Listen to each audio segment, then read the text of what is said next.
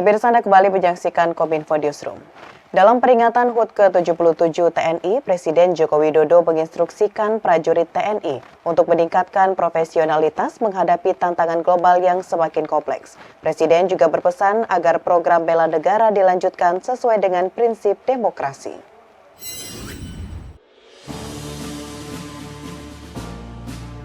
Pada peringatan HUT ke-77 Tentara Nasional Indonesia, Presiden Joko Widodo bertindak sebagai inspektur upacara, menyampaikan bahwa di tengah tantangan bangsa yang sangat kompleks, TNI harus terus meningkatkan profesionalitas.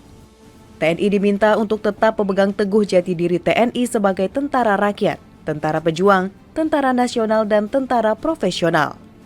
Pada kesempatan ini, Presiden juga memberikan tanda kehormatan kepada 3 orang perwakilan penerima tanda kehormatan dan menyampaikan apresiasi yang setinggi-tingginya atas peran dan kerja keras seluruh jajaran TNI.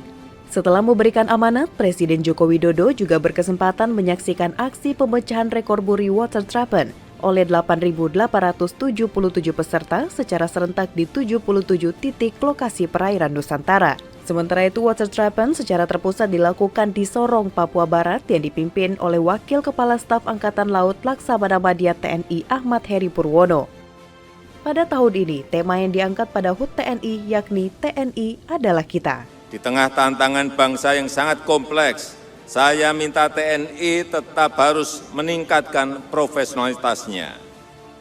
TNI harus terus secara bertahap melanjutkan pemenuhan minimum essential force. Pembangunan kekuatan perlu terus selaras dengan pembangunan nasional, dan program bela negara perlu dilanjutkan sesuai prinsip-prinsip demokrasi untuk mempertahankan kelangsungan hidup berbangsa dan bernegara sesuai Pancasila dan Undang-Undang Dasar 1945. Pemerintah, masyarakat, bangsa dan negara menaruh harapan besar terhadap kontribusi TNI.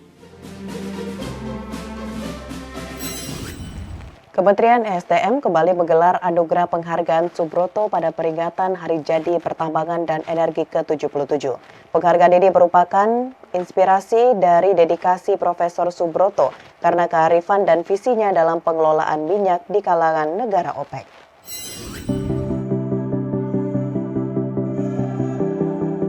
Kementerian Energi dan Sumber Daya Mineral menggelar kembali penganugerahan penghargaan Subroto sebagai rangkaian peringatan Hari Jadi Pertambangan dan Energi ke-77 yang diselenggarakan secara virtual Selasa 4 Oktober 2022. Nama Subroto dalam penghargaan tertinggi sektor ESDM terinspirasi dari dedikasi Profesor Subroto yang mendapat julukan The Wise Minister Subroto from Indonesia di tingkat internasional. Julukan tersebut didapatkan karena kearifan serta visinya yang hati-hati dalam pengelolaan minyak di kalangan negara-negara OPEC. Profesor Dr. Subroto dalam sambutannya menyampaikan, solusi dari tantangan yang akan dihadapi oleh sektor ESDM berkaitan dengan perubahan iklim, serta bagaimana untuk secepatnya bisa menurunkan zero emission pada ekonomi Indonesia. Sementara untuk kebijakan meningkatkan porsi bauran EBT dari 14% menjadi 23% sudah tepat. Namun demikian, EBT untuk meningkatkan industrialisasi belum memadai. Masalahnya adalah zero sum emission yang harus kita turunkan. Jadi departemen kita akan menghadapi 2 soal.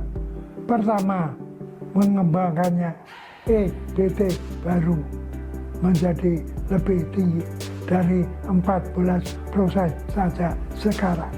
Yang kedua adalah bagaimana untuk secepatnya bisa menurunkan zero emission daripada ekonomi kita.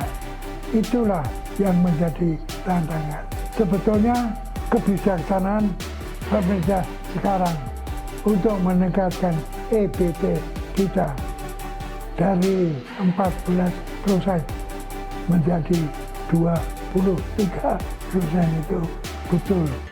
Akan tetapi ternyata EBT untuk meningkatkan industrialisasi negara itu tidak cukup. Oleh karena itu mencari sumber energi baru. Apa itu? Kemungkinan 2, hidrogen dan nuklir. Penganugerahan penghargaan Subroto yang merupakan ajang penghargaan tertinggi yang diberikan oleh Kementerian ESDM kepada stakeholder yang memiliki prestasi luar biasa dalam memajukan sektor ESDM. Menteri ESDM Arifin Tasrif mengapresiasi usaha dan inovasi yang telah dikembangkan oleh penerima penghargaan Subroto 2022 dalam memajukan sektor ESDM, baik di bidang migas, ketenaga listrikan, mineral dan batu bara, EBTKE, geologi maupun pengembangan sumber daya manusia serta peran wartawan energi. Pemerintah terus berupaya mengantisipasi perubahan kebijakan energi global yang saat ini bertransisi ke arah energi bersih, energi emisi dan ramah lingkungan untuk dapat mencapai net zero emission pada tahun 2060 atau lebih cepat sesuai komitmen Indonesia pada COP26. Pemerintah terus berupaya mengantisipasi perubahan kebijakan energi global yang saat ini bertransisi ke arah energi bersih, rendah emisi dan ramah lingkungan. Untuk tercapainya net zero emission di tahun 2060 atau lebih cepat sesuai komitmen Indonesia pada COP26. Pada tahun ini, Kementerian SDM memberikan apresiasi kepada 54 pemenang dari 13 bidang kategori penghargaan di lingkungan Kementerian ESDM. Selain menjadi tuan rumah presidensi G20, Indonesia kembali terpilih sebagai anggota Dewan ITU periode 2023 hingga 2026. ITU merupakan program Forum Internasional Telekomunikasi Regional Asia dan Australia. Sebagai anggota Dewan, Indonesia akan mendorong terwujudnya perumusan kebijakan di bidang digital, peningkatan kapasitas, pemberdayaan perempuan, dan konektivitas. Indonesia kembali terpilih sebagai anggota Dewan International Telecommunication Union Wilayah E, yakni Asia dan Australasia. Periode 2023-2026 pada sidang ITU Plenipotentiary Conference ke-22 di Bucharest, Rumania. Menempati peringkat ketiga sebagai negara dengan perolehan suara terbanyak, yakni 157 suara dari total 180 suara sah setelah Uni Emirat Arab dan India. Menteri Komunikasi dan Informatika Johnny G. Plate pada laman resmi kominfo.go.id mengungkapkan Indonesia akan terus mendorong perumusan kebijakan di bidang digital, yang akan berfokus pada 3 komitmen utama meliputi peningkatan kapasitas, pemberdayaan perempuan, serta konektivitas. Komitmen tersebut juga sejalan dengan tujuan strategis dari agenda ITU Connect 2030 yakni Universal Connectivity dan Sustainable Digital Transformation. Meskipun kandidat Indonesia pada posisi anggota Radio Regulation Board Wilayah E yakni Meidi Tomo Sutiarjoko belum berhasil menempati posisi teratas, Menkominfo berharap Indonesia dapat berkontribusi secara penuh bagi dunia melalui posisi sebagai anggota Dewan ITU yakni periode 2023-2026. Pemirsa, Kementerian Komunikasi dan Informatika mengumumkan penundaan migrasi TV digital atau analog switch off wilayah Jabodetabek yang seharusnya jatuh hari di 5 Oktober 2022. ASO Jabodetabek akan berlaku pada 2 November mengikuti wilayah lain. Kementerian Komunikasi dan Informatika menunda migrasi siaran TV digital area Jabodetabek yang seharusnya hari ini 5 Oktober menjadi 2 November 2022. Ditundanya ASO Jabodetabek 5 Oktober berdasarkan kesepakatan surat nomor 21-ATFI-K-IST-9.2022 yang telah ditandatangani oleh Ketua Asosiasi Televisi Swasta Indonesia dan Direktur Utama berbagai televisi swasta.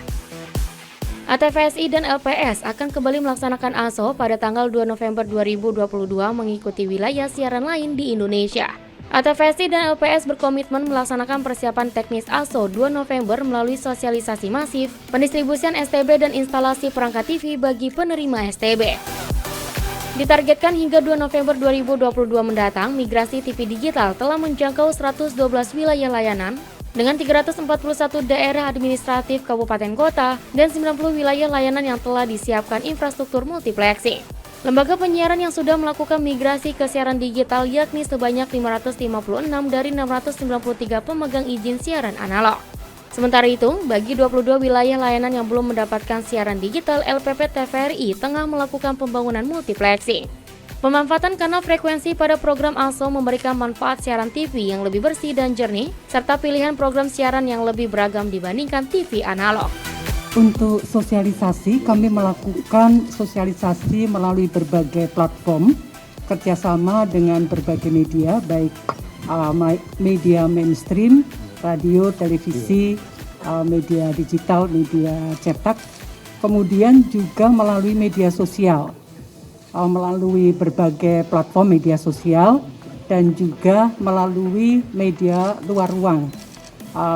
Baik itu ada baliho maupun spanduk, dan juga seperti pertunjukan rakyat ini kita lakukan dari kota ke kota khususnya untuk masyarakat pedesaan.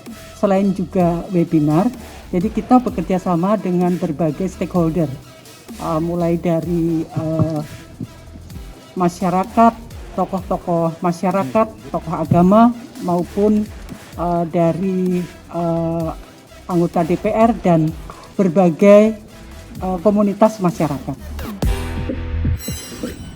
Direktorat Jenderal Pajak Kementerian Keuangan masih akan mengkaji rencana platform e-commerce di Indonesia untuk dikenakan pajak.